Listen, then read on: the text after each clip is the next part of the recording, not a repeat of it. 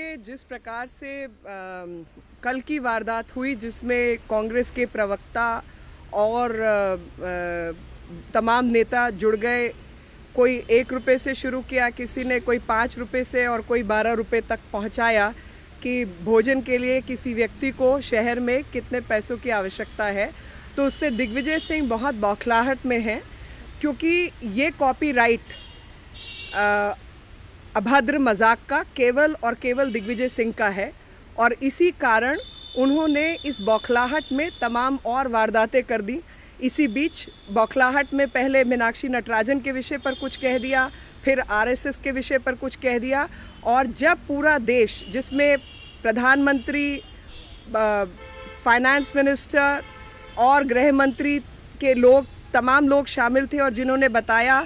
कि बाटला house encounter की असलियत क्या है, और इंडियन मुजाहिदीन के लोग शामिल थे, फिर भी वो अपने बयान पर कायम हैं और काबिज हैं। तो ऐसे में पूरे देश ने उनको गंभीरता से लेना छोड़ दिया है। जब पूरा ही देश उनको गंभीरता से नहीं ले रहा, तो मेरे से गंभीर प्रश्नों का गंभीर उत्तर की आप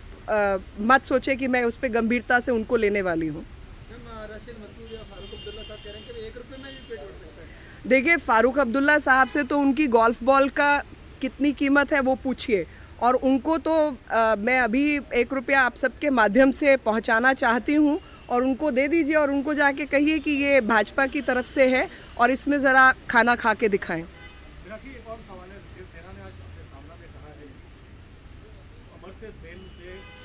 वापस लेने की बात गलत, कहना गलत। आपकी पार्टी कई नेता इस बात की मांग कर रहे हैं। देखिए, जो एक अपसेट एटमॉस्फेयर, मतलब एक जो है माहौल ऐसा देश में क्रिएट किया गया, एक बहुत जो प्रिय नेता है उसके विषय में कुछ कहा गया, तो कुछ लोगों की अपनी राय हो सकती है, लेकिन पार्टी ने अपने आप को इससे विमुख किया है। मीनाक्षी जी, आज बनारस में गोविंदाचार्य जी ने बोला है कि मोदी साहब को गुजरात दंगों के लिए माफ़ी मांगनी चाहिए। देखिए, गोविंदाचार्य जी की बात पर मैं कोई टिप्पणी नहीं करना चाहती, और माफ़ी किसी सही काम करने के लिए नहीं मांगी जाती। अगर 25 डिस्ट्रिक्ट्स, अगर किसी घर में आग लगती है, पूरा घर बचा पाएंगे, ऐसा मुमकिन नहीं होता। एक्सीडेंट्स होते हैं, और उन एक्सीडेंट्स में कुछ गलतियां होती हैं, कुछ गलत चीज़ें हुई हैं, लेकिन जब 25 डिस्ट्रिक्ट्स हैं गुजरात में और उसमें केवल 7 डिस्ट्रिक्ट्स के अंदर हुआ, तो इसका मायने यही है कि सरकार ने अपनी तरफ से रोकने की पूरी कोशिश की, बहुत लोगों को बचाया, और 6,500 करोड़ आज से 10 साल पहले रिहैबिलिटेशन पैकेज पे खर्च किया, जो कि अगर आप 2012 का आंकड़ा देखें तो आसाम राइट्स में जहां पर बराबर के नुकसान हुआ, वहां पर केवल 300 करोड़ का पैकेज भेजा गया, जिसमें से अभी तक 100 करोड़ भी नहीं पहुंचा है।